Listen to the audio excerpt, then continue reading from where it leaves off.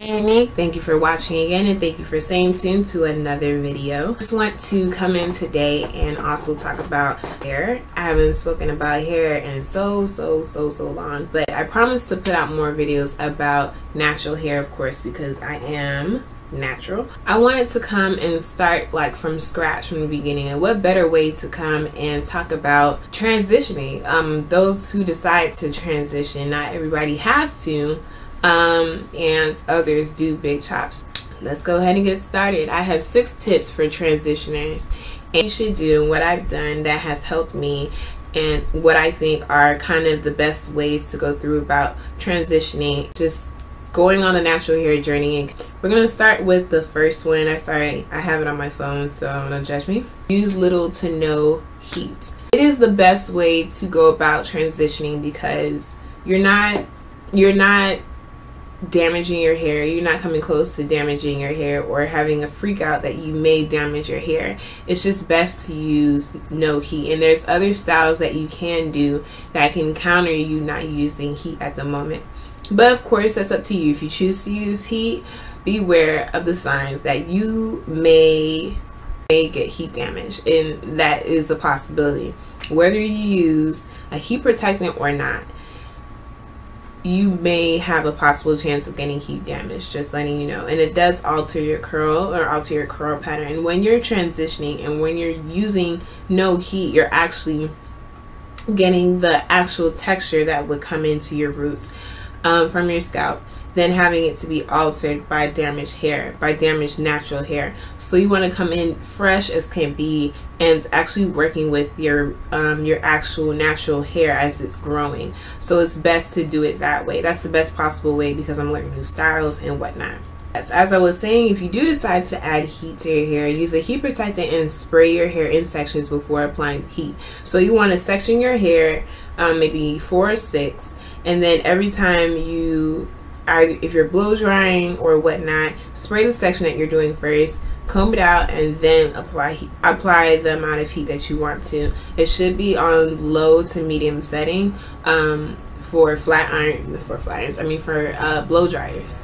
So exactly. So every time you're using a heating tool, you're always applying the spray, the heat protectant. The second tip is to stay away from styles that can give tension to your edges.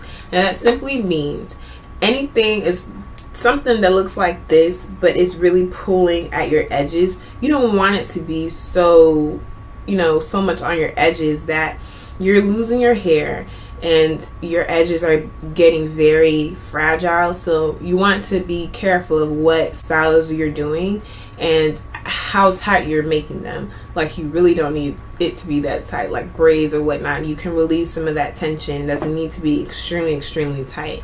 Like, save your head, save your hair. There's a lot of styles that don't require tension to your hair. To find styles, or you can use the same style, but don't make your hair or your style so tight that it becomes like hard to sleep, or you get headaches from and all that stuff. You want to release the pressure from your scalp and your hair and whatnot, because the more you bring in tension styles to your scalp or your edges, it will get fragile and weak and they will break off. It happens all the time. Some low maintenance styles I was telling you about, for example, there are twist styles. At the time of transitioning, at the time of transitioning, it's best to rod the ends of the twist so that it blends in, so that your relaxed ends blends in with the roots of your hair. You don't want like a twist out all nice and pretty like this at the root, and then it looks so straight at the bottom because of your relaxed ends. It's really not cute. It just makes your hair look like, what are you doing? What are you trying to do today? So when you do a twist out, or you put twists in your hair and you rod the ends, you don't have to rod them all the way up to your root, but you rod them up at least halfway so that your ends are curled and so that it really matches or it blends in with the natural look or the natural hairstyle that you're trying to achieve. And that's the same thing that goes for braid outs. The only difference is it's just braids. You can do rod sets, just the rods alone, or you can do high or low buns, etc. There's numerous of styles that you can do that aren't putting tension on your edges. So please stay away from that. The third step is find a sulfate free shampoo and conditioner that works best for your hair. You need to find a sulfate free shampoo that works best. You can have, I say have at least one. Why? Because you want to rid the dirt and rid the product that you put in your hair from the last time, so that your hair shaft is clean, and then you can go back with a sulfate free shampoo that really nourishes your hair instead of drying your hair. Sulfate dries your hair and your scalp, so you can wash with sulfate and then come back around and wash your hair with a sulfate free shampoo all in one sitting. So conditioner is supposed to do the same. It nourishes your hair shaft. You can try numerous products like Shea Moisture. I tried Shea Moisture when I first did it. I tried Organics with an X, and I'll put them here too so you can see. And they're both available at Walgreens. And you can try the Lisa Rachel, which is very for Selective Marshalls or Ross. And it's just, I call it the fake one, but it works just the same. So those products are pretty good when I first started. Now the only difference is when I cut off my hair, Shea Moisture just wasn't it anymore, or Organics. It's just different. Like my hair just didn't react the same, and that's okay. It happens. Nothing wrong with my hair. It's just a new texture. It's a new day. You find something else that works. That's it. There's no big old dramatic issue. It's just you find something else that works and you stick with it. I suggest that you wash your hair every 2 to 3 weeks.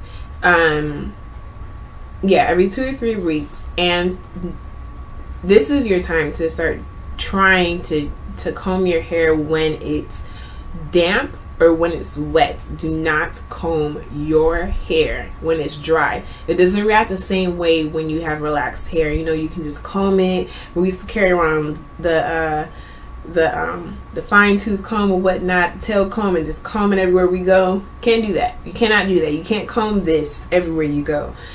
It's a struggle. So I never comb my hair when it's dry. Even now, I never comb my hair when it's dry. That's like I'm asking for trouble. I'm like handing trouble in my hand. Don't do that.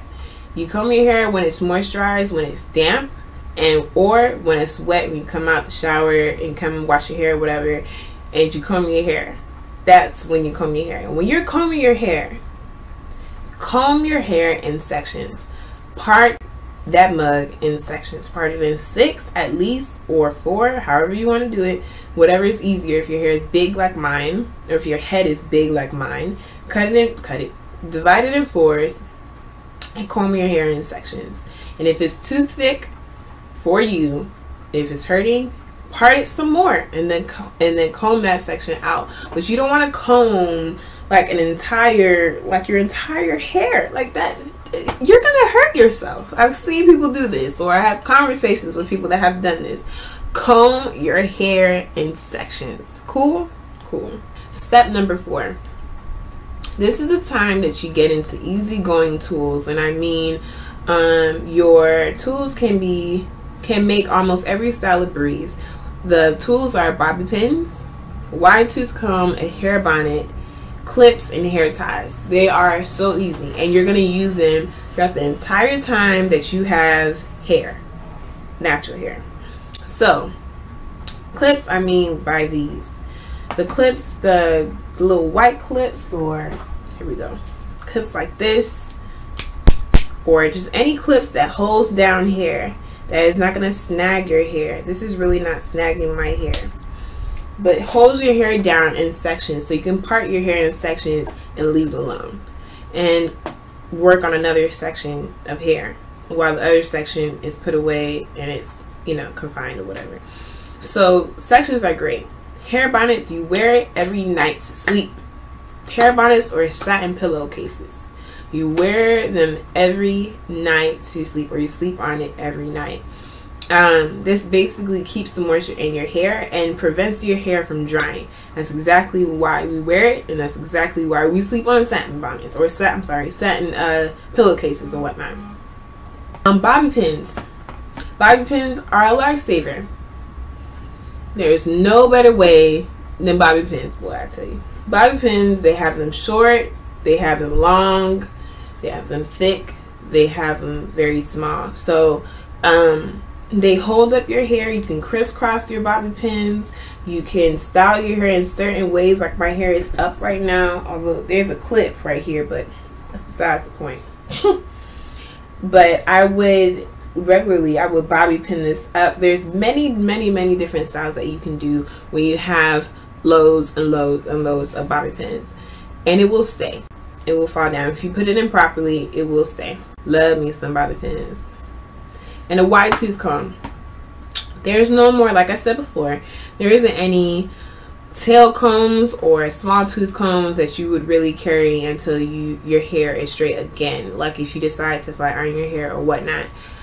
This time it's a wide tooth comb because you don't want your curls to get snagged or to get snagged or to break. You want your curls to be uniformed and aligned and detangled. That's why there's a wide tooth comb, so your curls can be intact. And when you're combing, by the way, comb from the end to the root, not from the root to the end. The root to the end, you're asking for the devil to come knocking at your door. Okay, number 5, moisturizers and serums. Moisturizers and serums. Shea Moisture has a few and other brands. I'm just putting out what people usually go to. Those are the brands that are pretty much universal, and sometimes for most people it doesn't work for their hair, me included. My hair does not like Shea Moisture. Shea Moisture products sit on my hair, but if you're watching this and you try Shea Moisture and it works, then it works for you, but it's not working for me. But since it's universal, I am putting that brand out there and letting you know exactly that these are the one of the brands you can try, and it just might work just for you. But of course, there's Mixed Chicks, there's a bunch of other products that you can use. Some natural moisturizers that are creamy or can be creamy is shea butter, pure shea butter. There is Cantu, of course, that's another brand. There's pure shea butter that you can get at Whole Foods or online, of course. Anywhere online, you Google shea butter and it will pop up. Pure shea butter or organic shea butter. So serums are just the thinner moisturizers. They're the people my hair loves creamy moisturizers. It doesn't really do well with serums. It depends on the serum. If it's a moisturizing serum, it doesn't really do well. It loves creams. It eats creams. So yes, serums, you might have different hair from me, so you can try serums as well.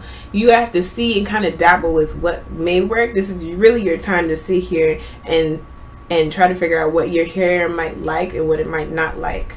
You can find it at, of course you can find, I forgot to tell you, pure shea butter at your local beauty supply store that is ethnic or black, I should say. Just put it out there. And last but not least, the 6th step that everybody should do. Do your research. Lord, do your research. Learn different oils that are great for your hair. Learn different sealants. The oils are some oils are sealants, which I forgot to mention, but some oils are sealants. Look up why people go natural. It's fine to do that. There's different reasons why. You might get influenced to just keep on going with this little journey. What are the health benefits from it? How can I protect my hair from the weather or whatever? Different research you can do on natural hair, and sometimes it can be very fun depending on how you look at it. So don't take this approach as a negative approach. You should be happy. You should have fun with it. I did. I didn't find any fall as if I want to go back to relaxed hair. Relaxed hair was great, and then it started to dwindle down and really thin out my hair. And so I started missing how my hair used to be so thick, and this is why I'm at this state right now at 3 years. Research, you want to go on YouTube as if you're doing it right now. Go on YouTube and you type in the styles that you want to see for transitioners, like transitioning styles, moisturizing reviews, anything you want to know in life is on YouTube. YouTube is your best friend for free. Use it, utilize it. It's great research. There's a bunch of people out there now that is doing amazing and is teaching us so many things. So just open your eyes and pay attention and make sure you have loads and loads and loads and loads and loads of fun. Don't forget to rate, comment, and subscribe. Bye.